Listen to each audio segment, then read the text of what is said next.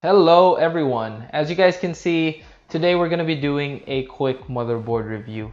What we have here is the Gigabyte B450i Aorus Pro Wi-Fi, which is a mini-itx motherboard, and this is actually the motherboard that I want to go into my dual system build in the Phanteks Evolve X that I was telling you about.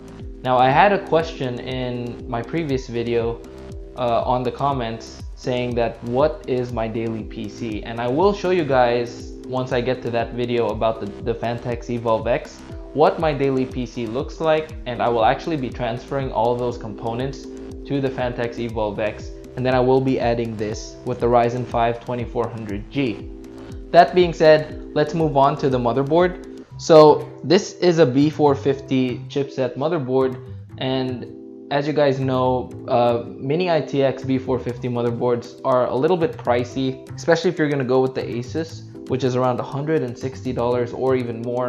I'm not really sure, but this one right here is sitting at $120 US, which is a little bit on the budget side for a mini-itx motherboard. For the features that you're getting here, I want to talk about the VRMs first. So you have a 4+2 phase VRM, and you're going to be having 4 of those faces for the V-Core, 2 of the faces for the SoC, which is perfect for my case. Now, why that is beneficial to me is because I'll have 2 dedicated faces for the SoC, which is for the overclocking of my RAM and also the overclocking for my integrated graphics for the Ryzen 5 2400G. For the 4 phases for the V-Core, it's really good for the Ryzen 5 2400G, but if we're going to be talking about Ryzen 7 2700X or Ryzen 7 2700, you may want to get a motherboard that has better VRMs, because 4 phases for an 8-core processor, especially if you're going to be doing some overclocking, you're going to experience the MOSFETs definitely run toasty. The VRMs in general are going to run a little bit hot. So that being said, for the VRMs, let's talk about what the board features are. It also has dual channel memory support up to 32 gigabytes. In regards to the maximum speed that is supported for the B450 chipset, I'm not sure yet, because this is actually my first B450 motherboard and I haven't really tried it out yet. Now, immediately, what you guys might notice about this motherboard is that it looks a lot better than the previous Gigabyte mini-itx B350 motherboard, which is the gaming Wi-Fi, which is actually the motherboard that I used for the previous video that I did, which is the mini-itx Chopin. And honestly, this looks so much better, and I can't really complain much for $120, because the Gigabyte B350 gaming Wi-Fi is priced pretty close to $120 as well. We have 6 USB Type-A ports. 4 of them are going to be USB 3.0s. 2 of them are going to be USB 3.1s, which are right here. You have 2 HDMI ports, 1 display port, gigabit Ethernet port, and then you have your integrated Wi-Fi, which is 802.11ac. It also has Bluetooth included. These are your audio ports, and over here you have your ALC 1220 along with the audio capacitors as well.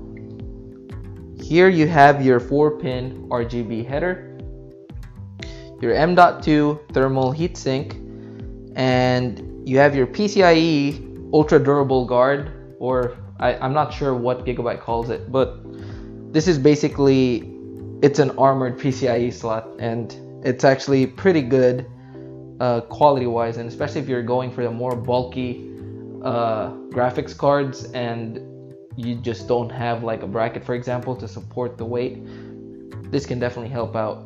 We have 4 SATA ports for your SSDs or hard drives. What I don't necessarily like about this motherboard, but it's not necessarily a big deal, but it may be for some people, that is that this motherboard only has 2 fan headers. Now, you can definitely solve that problem using fan hubs, but other than that, it's not necessarily that big of a deal, especially since fan hubs are fairly cheap as well. Now, the motherboard does have RGB. However, there is no RGB here in the front. There is some in the back, and it will be visible from the front here on the right side. So if you were to put this up against a case, this is the only side that has RGBs. In fact, this has 8 RGB LEDs in the back, and which can be used or controlled with Gigabyte's RGB Fusion software, which is meh. So that's it for today, guys. As I mentioned, it's not necessarily an in-depth review, but it's definitely something for you guys to know what to expect with this motherboard in regards to its features and its ports, what the VRM can handle.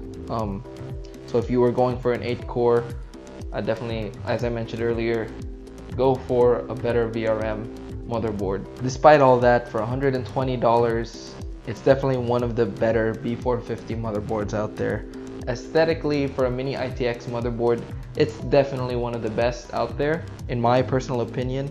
So let me know what you guys think about this motherboard. As usual, like, share, and subscribe to the channel. There are going to be more giveaways coming. If you guys have been part of the previous case giveaway that I just did and announced the winner to, I'd like to thank you guys for being a part of that, because I know a few of you definitely joined the case giveaway. There were roughly around 102 different users who joined the giveaway, and as much as I would like to provide something for all of you subscribers out there, I can't really do that right now. But the next giveaway, I'll definitely have more winners. But yeah, that's it for today, guys. Thanks again for watching, and we'll see you guys in the next video.